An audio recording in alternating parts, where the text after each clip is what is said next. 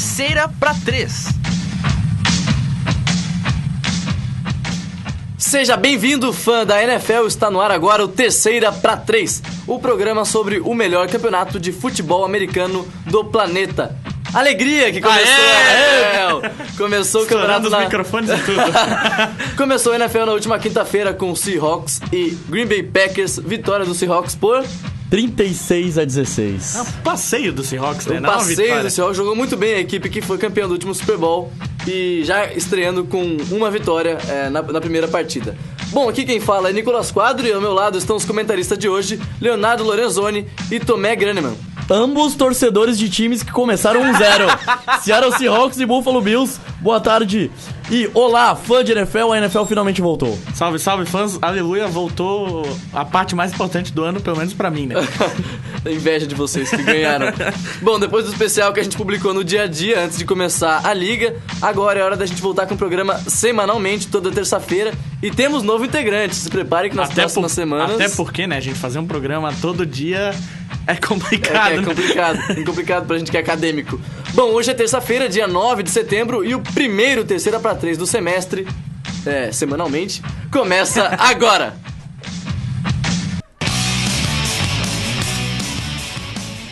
Começando o Terceira pra 3, falando dos jogos de ontem, dos dois Monday Night Football, a rodada dupla do Monday Night Football, que a gente teve dois jogos. O primeiro entre Detroit Lions e New York Giants. O Lions venceu por 35-14 jogando em Detroit. Destaque para a grande atuação de Matthew Stafford e Calvin Johnson, que combinaram para 2 TDs. E o quarterback ainda fez um touchdown correndo com a bola. E depois disso, o outro jogo do Monday Night foi entre San Diego Chargers e Arizona Cardinals, que jogaram no estádio onde vai ser sediado o Super Bowl 49, University of Phoenix Stadium, estádio do Arizona Cardinals. Que é só naming right, não, que é da a universidade paga, não é da universidade, o estádio do Cardinals. Muito bonito o estádio, por sinal. Bonito. O jogo começou meio morno, cheio de punch, mas na reta final pegou fogo. O primeiro tempo acabou... Que gentil, Nicolas. Pegou fogo. Como foi você legal. gentil que começou morno? Começou ruim. Meu Deus, horrível. Começou terrível. Aí o primeiro tempo acabou 6-3 pro Cardinals. Aí no terceiro quarto, o Philip Rivers comandou 2 campanhas pra touchdown, uma com passe e uma com um jogo terrestre do Ryan Matthews. E no finalzinho, o Cardinals conseguiu virar a partida. Destaque pra atuação, deixa eu pegar aqui, de Carson Palmer. Carson Palmer que fez 300 jardas e 2 touchdowns. Por que Carson Palmer foi tão bem no jogo de ontem? Olha, vamos começar pelo último jogo, Cardinals e Chargers. Ontem a defesa do Chargers estava marcando muito bem. As duas defesas, de forma geral, jogaram muito no jogo. Mas, principalmente no final do jogo, a TV conseguiu mostrar que os linebackers do Chargers estavam marcando a distância, ou seja, cobrindo muito o passe. Então essas jardas que o Carson Palmer conseguiu foram muito de passes curtos pro Wellington e pro outro running back, ou seja, passes estilo que a gente está acostumado a ver Peyton Manning e Tom Brady fazer, daquele por cima da linha e o jogador conquistar as demais jardas. Então essas constantes ações ofensivas da equipe do Cardinals deram esse número e aumentaram essa estatística pro Carson Palmer, porque o Larry Fitzgerald, por exemplo, recebeu uma bola no quarto. Ele não era nem acionado, a bola não era nem direcionada. Ele teve 2 ou 3 e uma só chegou. Porque todos os passes do Palmer estavam muito, mas muito longe. E aí, então, esse número, nessas horas, a estatística não reflete o jogo, né?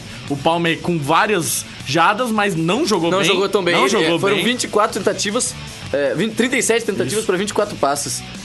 E pro Chargers foi uma tristeza, porque o jogo, como a gente falou, começou muito ruim. Foi muito ruim início, mas aí Sambadinha Rivers, Philip Rivers conseguiu conduzir o ataque. E olha que a defesa do Cardinals pressionou é excelente, né? Pressionou bastante, deu trabalho pra ele, mas no final ali, uns punts e umas jogadas decisivas. Teve especialmente uma jogada que o center, pelo barulho da torcida, atrasou o início da jogada, ou seja, 5 jardas de penalidade, era uma 4-2, se não me engano, virou uma 4-7, e o Rivers perdeu a chance de conseguir alguma coisa, tanto que o tackle da defesa do Cardinals foi na beira de conseguir o first down. E aí o Cardinals conseguiu arrancar e começa talvez mais uma campanha de 10-6, né? Léo, e falando... Quer falar ainda desse jogo um pouquinho? Não. Falando... Tô louco pra falar do outro jogo. Por jogo. que Matthew Stafford jogou tão bem? Porque jogou contra o New York Giants, que é um time realmente terrível. O time não fez nada, nem defensivamente, nem ofensivamente. Eli Manning, irreconhecível nos últimos 2 anos, lançou acho que 2 interceptações ontem. Então, o time do Giants já começa a temporada como terminou a última, já arrasado, já sem praticamente chances de algo diferente.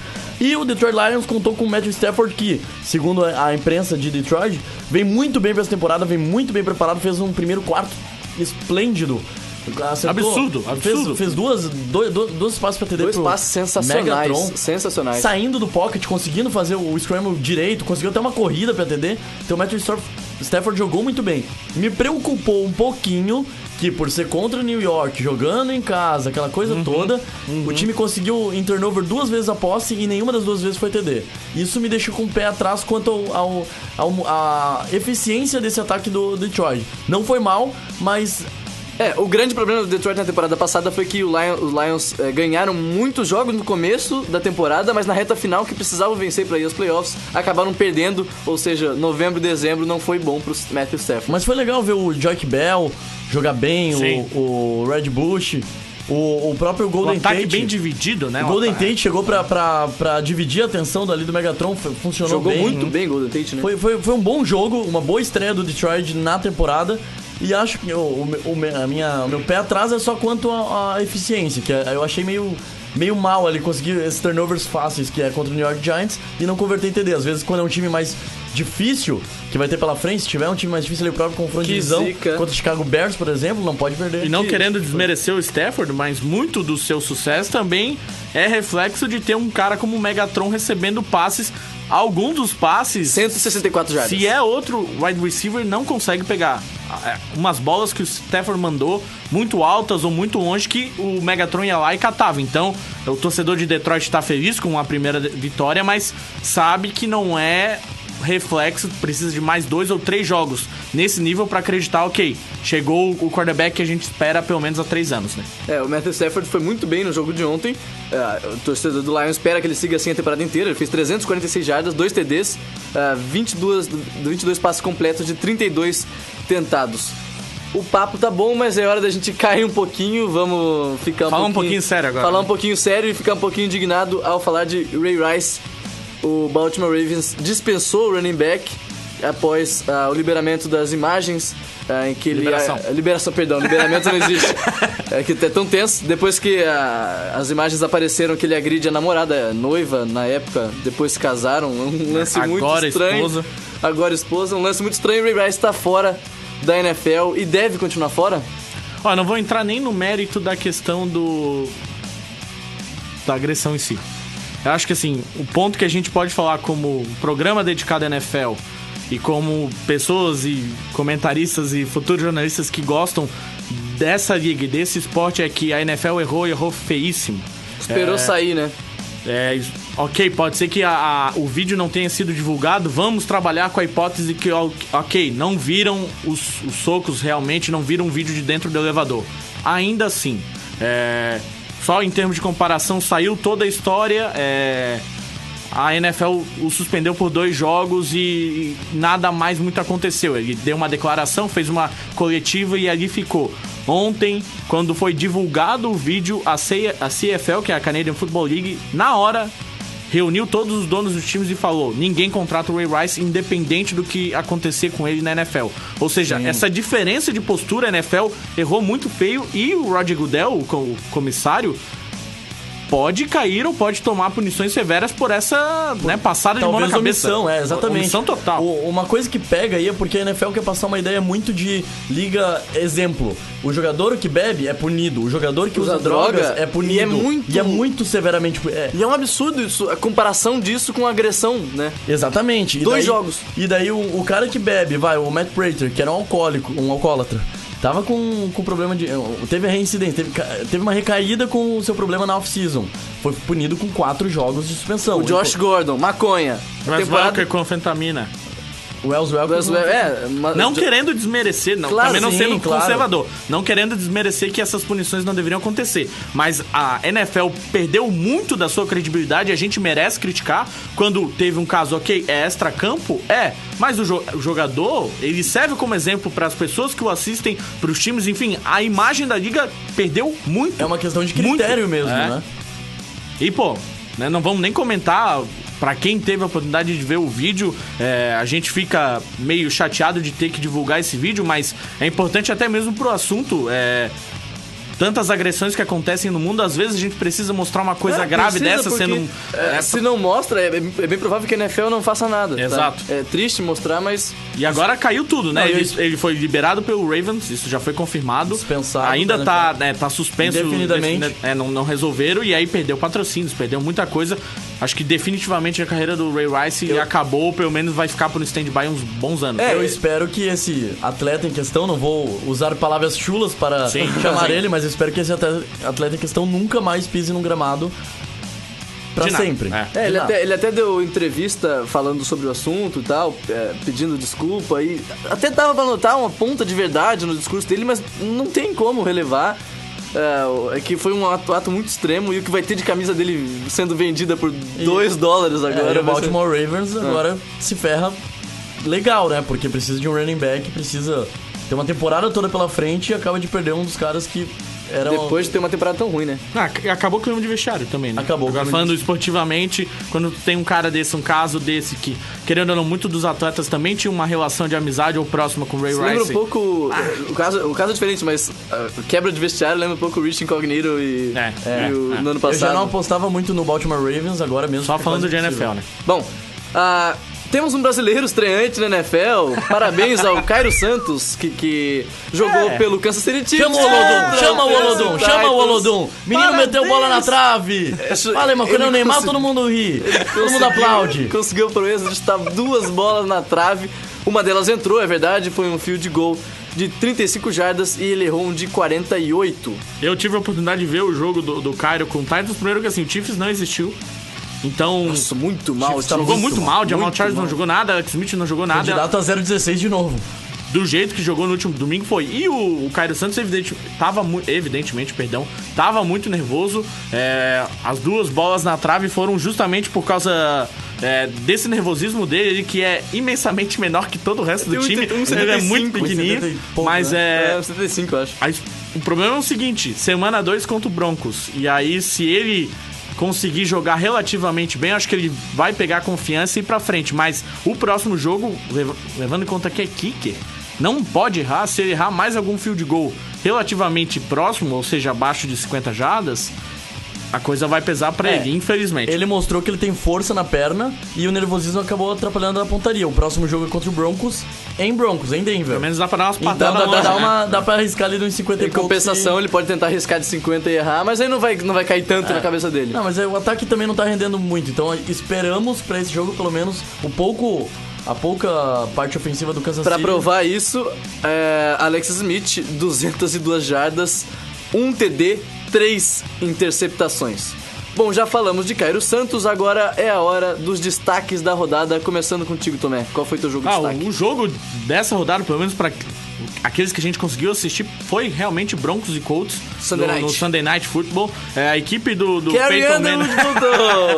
A equipe de Peyton Manning começou destruidora, Julio Thomas mesmo, o tight end pegou tudo que foi passado para ele.